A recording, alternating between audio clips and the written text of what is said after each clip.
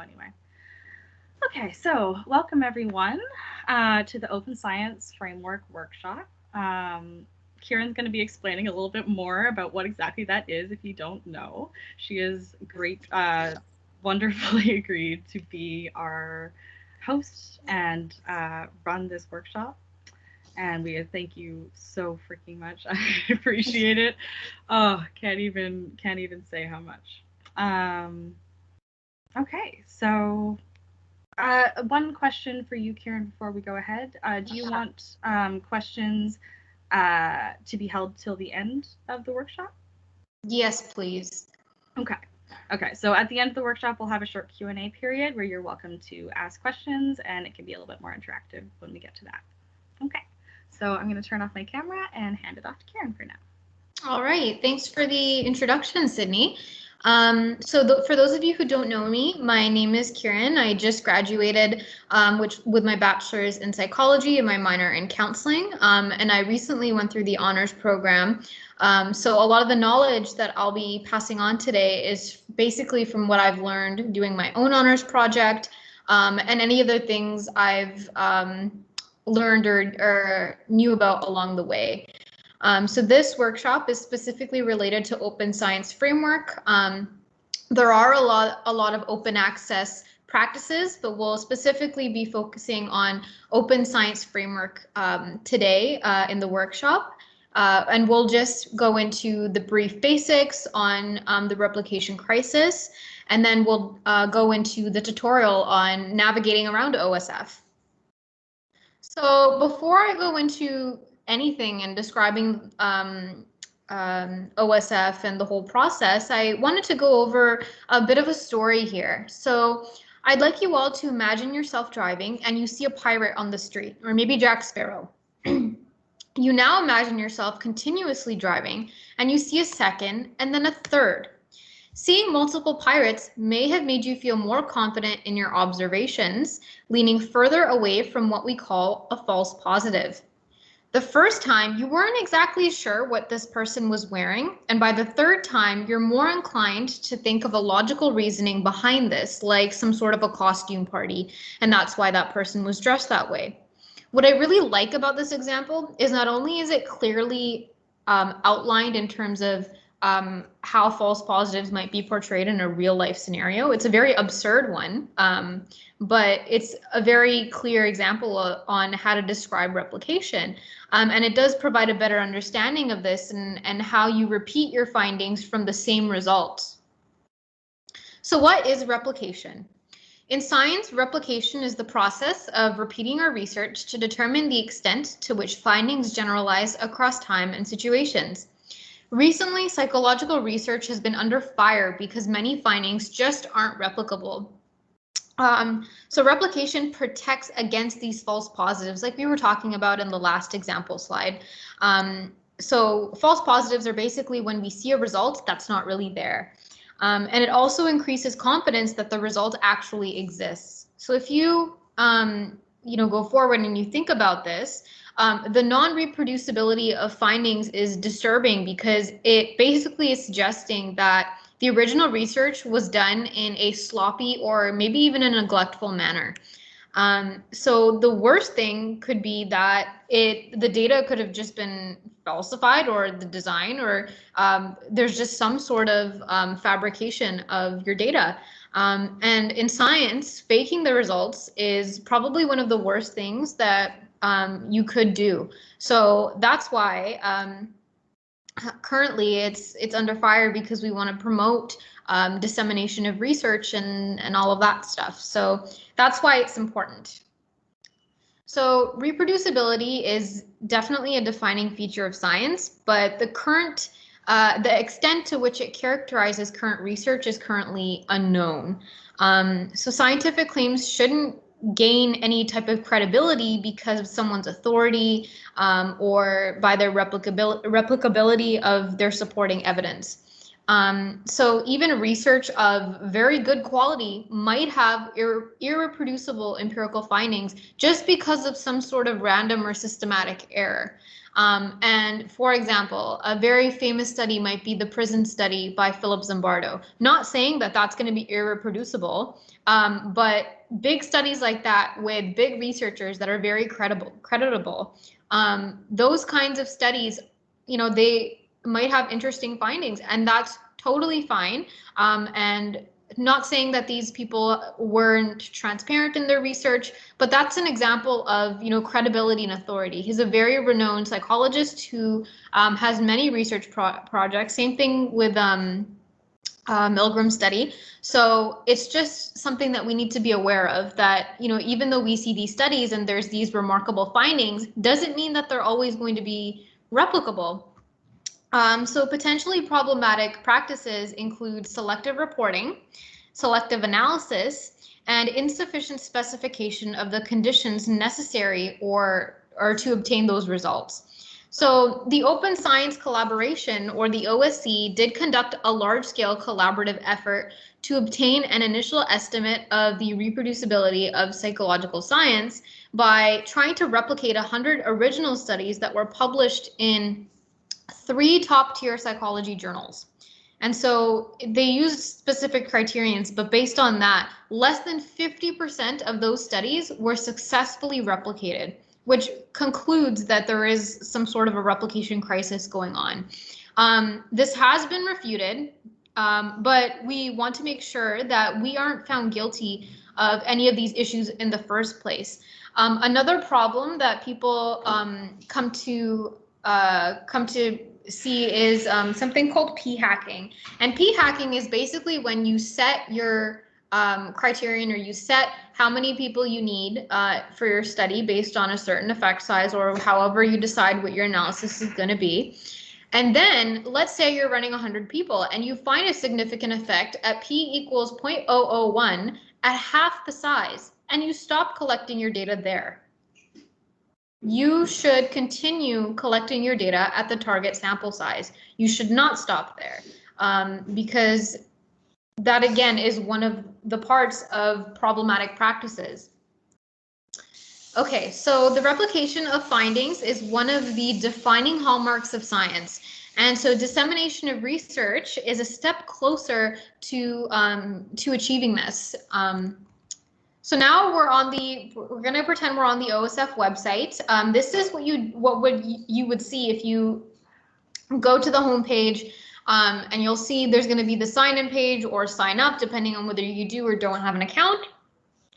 So what you want to do when you go onto the account is you want to create either sign in or sign up, and you want to log in first. So in order to access your account, you're going to have to provide some personal information here. So that's going to be just your name and email and things like that.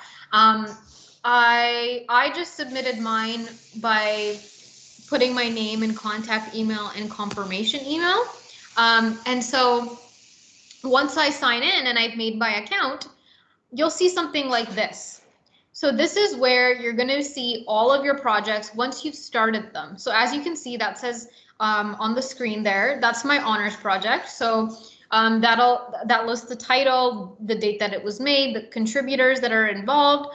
And so what you want to do when you start a new project, or for any of the honors students in the class or in the audience here, that will be taking the class this coming semester, you'd want to create a new project. So what you would do is you would click that button there, and then it'll ask you a couple of pieces of information. So just enter your title. You want to make sure that you click this. That's just where all of the information is going to be stored, and any other specific resources, which I will get into a bit later. So this is going to be the page for your project. So there's going to be a lot of things that you can upload and fix and include. It's going to have registrations, as you can see on the top tab there, where files, wiki, analytics, registration, contributors, add-ons, and settings are listed. So this is what the page is going to look like. But if we want to start a new pre-registration, what we would do is we would just click on the registration button. And then it'll take you somewhere here. The reason why mine shows up is because mine is already made. So what you would want to do is you want to click new registration, or if you've already have started a registration, you would click the draft registrations. And then here it's got a number of options that you would do. So for somebody starting off with a project where they aren't doing a replication or a direct replication of anything, and they're starting a new project, I would recommend choosing the option that is listed there that's chosen, which is the OSF pre-registration. So that pre-registration is specifically for pre-data collection. So you'll be asked a series of questions to ensure that your sampling design and analysis plan are solidified prior to the beginning of your study. And as you can see at the top of the page, I've gotten all of this information directly from OSF. Once you register something and once you've submitted all of this information, and again, I will go into all of that into further detail shortly. Once you are done with it, you cannot change it and you cannot delete it. It will be there forever, or for however long OSF decides to keep it. But the whole point of that is that you're going to be unable to remove that once it's done. So just be sure that you're okay with all of the changes and everything else. Yeah, so that's basically one of the main things you want to be aware about. So once you've clicked that option, you would create your draft, and this is your metadata. So this is just the first page of all your information that you're going to be providing. So I have my contributors, people that were involved in my project. I have my title. In your description, you may want to put your literature review that you've done. Or what you could do is you could even, like, it could be either for a grant application or it could be your whole proposal. It's really up to you. And if you are working with a supervisor or another faculty member, you could also discuss how you would want to upload that. And then at the bottom, I didn't have the whole page here, but this is what the gist of it is. So under subjects, you just click the major topics that you're looking at. So that's basically the first page. And so now I'm going to go into the steps. So for here, we have the OSF pre-registration steps, which is study information, design plan, sampling plan, variables, analysis plan, and then other. So for here, the very first step, you want to just make sure that you're very clear and you specifically and concisely state what your hypotheses are. So here, for example, if taste affects preference, then mean preference indices will be higher with higher concentrations of sugar. So basically, as with this example, you want to make sure that you state the direction of your effect if you hypothesize one.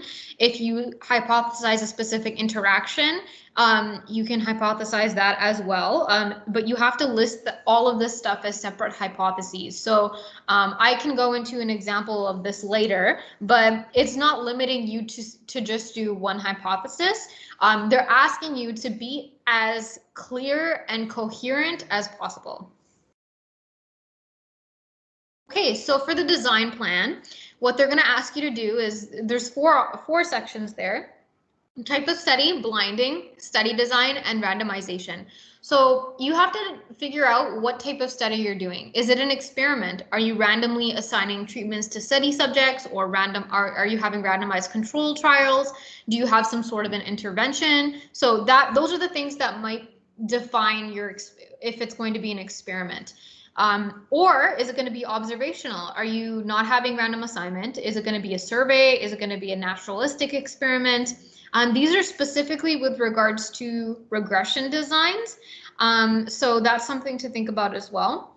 Another one of the options is a meta-analysis, and a meta-analysis is a very large systematic review of any published studies. So it's a very long process, and if you click that, then you would basically discuss your whole process going forward with your meta-analysis and how you plan on collecting your articles. So for blinding, you need to be aware of who is going to be a part of the experimental manipulations in the study. And by a part, I mean who's going to be aware of them. So are the participants not going to be aware of it? Are the researchers going to be aware of it? Are neither of them going to be aware of it? Is it going to be double blind, where neither of them are aware of the conditions that they're going to be assigned into? For the study design, again, I urge that you be as detailed as possible with with the parameters that you have in the design. You may find that you're having to repeat yourself in pre-registration, and the website actually does say that, and they say that it's okay to repeat yourself, but as long as you outline the major parts of your study in each section, that's what matters most. So, you need to discuss if it's going to be a factorial design, a repeated measures design. Is it going to be a within subjects, between subjects? Is it going to be a mixed design? Are you going to be doing counterbalancing? If you're doing counterbalancing, how is that going to work? So these are all examples of how you might frame your study design. So for randomization, you need to also state how you're going to randomize and what level you're going to be randomizing them. And yeah, so again, a lot of this information is on the website. It will ask you these questions, but I've tried to break this down to make this a little less daunting, because when you go on at first, it's got all of these questions, all of these blurbs, it's asking you to upload stuff. And it can be a little overwhelming when you're doing this for the first time. So for the sampling plan, I think aside from the metadata portion, this is probably one of the shortest portions. So all you have to do is just talk about if you have existing data. So the whole point of pre-registration is to show that you're going to be able to, the purpose of that is that they're trying to show between confirmatory tests and exploratory tests. So, if you're doing confirmatory tests, you haven't, you've specified your parameters and your analyses and everything that you're going to be doing prior to analyzing the data or even looking at it. And exploratory analyses imply that you have already observed the data. So you need to clarify this in your sampling plan if you've pre-registered prior to creating any of your data, prior to data collection, prior to accessing the data, prior to analyzing it or following it. So it's basically asking you, when you're pre-registering, at what stage are you right now at this moment? Have you already collected your data, but you haven't analyzed it yet? So that's what they want to see. So if you have indicated that you are using existing data of some sort, you need to describe that you've taken the steps you've needed to assure that you're unaware of any specific patterns in the data. So for example, the OSF website highlights how access to the data has been limited, who has looked at the data, how have you avoided observing the analysis of any specific data you're using in your study, all that kind of stuff. So for the data collection procedures, this is what I was saying earlier on today, where we were talking about how there's certain pieces that you'll be working through. You'll be doing your REB application or your ethics application, or you'll be writing your proposal. So a lot of these things you can just plug in. And here what they're saying is they're asking you about your inclusion and your exclusion criteria. So what participants can participate, who can't, which population are you getting your sample from? How are you going to be recruiting them? Are you going to be paying them? If so, how are you going to be doing that and how much? How are subjects going to be selected from the pool? How long is your study going to be? All of those things count. For studies that don't include human subjects, again, it's very similar. You want to make sure that you talk about the sample size and what you need, how many batches you'll use, all of those things that are also listed on the website. So for variables, you want to make sure you outline your manipulated and your measured variables. So for your manipulated variables, you want to make sure you write all the variables you are going to manipulate and any kind of levels. So for example, if you're going to be, let's say your design is a between subjects ANOVA, you need to describe how many levels those are going to be. That's for manipulated variables. And then for measured variables, you want to make sure each variable that you can measure.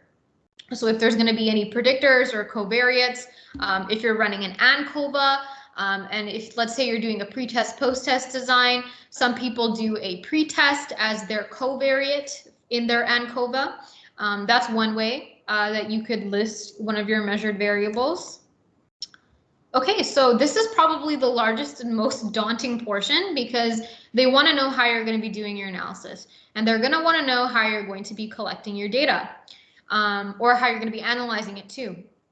So you're going to need to specify what you're going to be running. So are you going to be running an ANOVA? Are you running a MANOVA? Are you running a multiple regression? Are you doing correlations? So all of this includes the variables that are going to be included, the interactions, any pairwise comparisons you're making. Are you doing any follow-up tests? So those are some of the main things that you're going to be including. If you're doing any specific manipulation checks, so any kind of bots that you want to make sure of, that's something to clarify as well. So just provide enough detail so that another person could run the same analysis with the information provided. So that's the purpose of this portion of the pre-registration.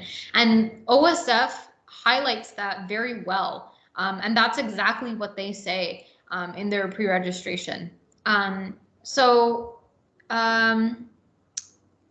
For that's specifically for statistical models. But for transformations, if you plan on recoding your data or creating a coding scheme or transforming your data, you have to describe what that's going to look like. So if you're going to be recoding your data, what are you going to be doing? What is that plan? How are you recoding it? Are you getting a second coder? Those are some things you might want to think about. For inference criteria,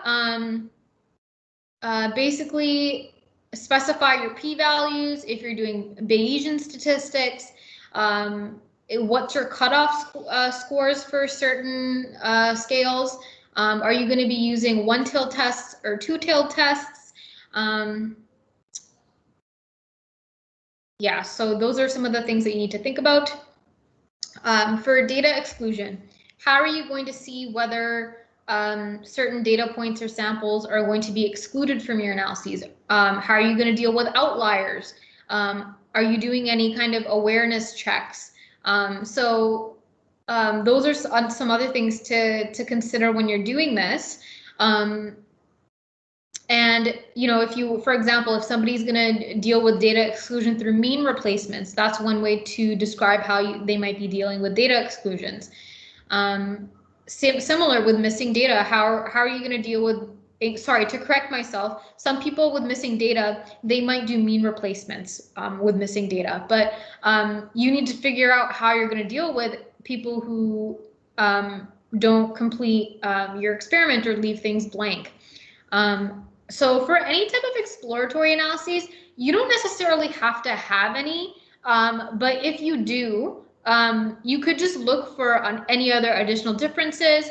I know for my honor study, I said you were also looking at some additional measures, but this is what we think we're going to do. And if we find any changes, we will list them later. But if they also, OSF also notes that if you list an exploratory test, you don't have to report the results. But if you do report it, then you can say it's exploratory. Okay, so this is just asking if there's any other information you want to include. This is where I uploaded my references section and my bibliography. So that's a great way to just include everything so people have a list of your references section. The other way you could do it, I think you could upload it as a file as additionally, but then that's just kind of like when you see it on the whole page, once you pre-register it, excuse me, once you see it on the website, you'll see everything from top to bottom that you've written and you've completed. So to me, it wouldn't really make sense to have your references section elsewhere. But if anybody has any other questions about that, they can ask me at the end. Okay, so now I'm going to talk a bit about uploading files. So some things that you could upload, because people get really confused, you know, do I have to upload things? Do I not have to upload things? You really don't. You can do whatever you feel comfortable with. Some of the things that I did to upload was my G-Power. So because I ran for my honors, I ran 3 pilot experiments and 1 main experiment. I uploaded 4 G-powers because I wanted everyone to see with what effect size and the alpha that I had set, with what power, what sample size I needed to. So I uploaded those as screenshots onto OSF. The other things that I wanted to upload, which I haven't gotten to yet, just because I'm still in the process of analyzing my data, is the actual data file. So this is for other researchers to access and to analyze the data. So if you all remember at some point earlier, I was also saying that it's important for you to outline everything clearly and how you're going to be analyzing your data so another researcher can do the exact same thing. And so if you outline the data file, you're giving a lot of researchers opportunities to do that. So that's one way. And this is the wiki page. So this is if you want to make any changes. So let's say we have a scenario where you've pre-registered and you're like, oh no, I want to make a change. I'm not happy with something, or I don't know about, I don't know what I should do about this, or I'm not using this measure anymore for this reason.